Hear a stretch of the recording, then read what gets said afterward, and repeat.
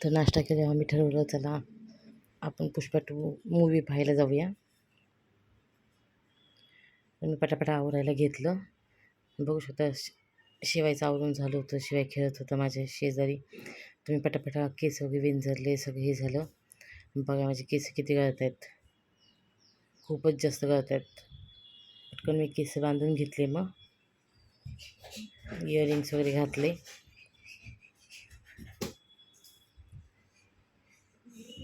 Dress व्यवस्थित केला, कारण हा ड्रेस मी फर्स्ट टाईमच घातला होता. मी हा ड्रेस ऑनलाईन मागवला होता.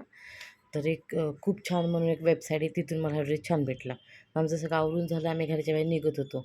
तर शिवा काकालाच घे म्हणत होता बघा, मला उचलूनच घेऊन मग मी सीड्या उतरले त्याला घेऊन आम्ही खाली आलो.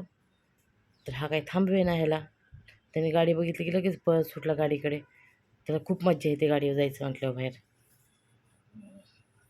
तिला सांगतो आमची गाडी आहे. मम्मी लगेच गाडीवरती बसलो.